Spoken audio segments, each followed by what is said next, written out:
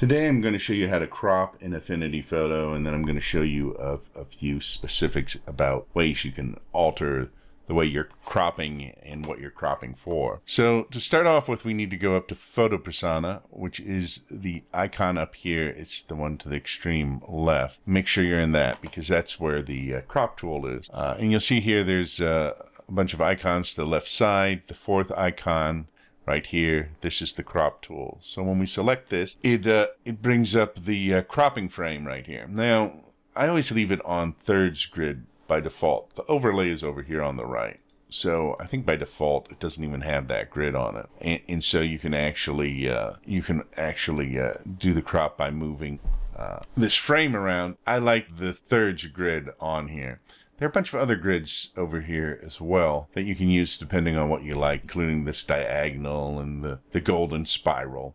They're just guides. I find the grid the most useful because I can see how particular things line up and everything.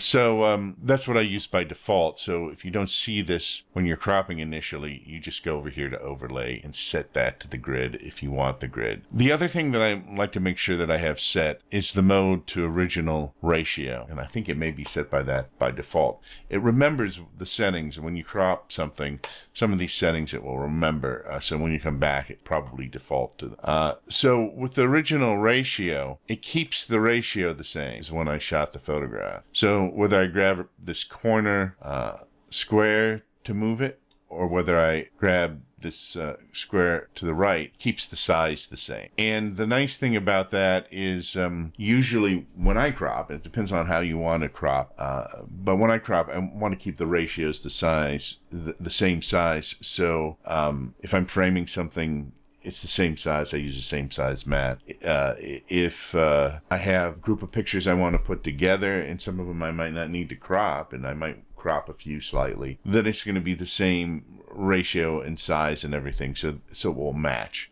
So that's one thing you may consider as far as that goes, to keep the aspect ratio the same as the original. And then we'll go into this mode, other modes of how you can crop here as well. But first, just to show you how to crop, all we have to do is we move the size of the frame to the size that we want. And if you click on the center after you've sized it, you can move it around to where you want it exactly. And you can, of course, move it around, size it, and resize it until you get the right size that you want, for example. So let's bring it back here to the original size. So as I said, we can do the original ratio. We can do unconstrained, and unconstrained means we can change the shape of it entirely. So with this is like if you want to make the crop particular to the picture. So you want the ultimate crop for the picture, or the subject, and the subject might be a strange shape. It might be very long or very wide. It might be very tall or very short, and you can get it to fit anything into the frame however you want it to be fit. So typically unconstrained in my uses, I don't use that as much. I do sometimes. But the other one that I use probably more, we've got a custom ratio, but also over here there's a gear. If we go to gear, we can pick common ratios. And so it has all sorts of common ratios, like we could do 4:3, and that sets the mode to custom. So these are like presets for the custom. The custom mode, you can also set to sizes specifically.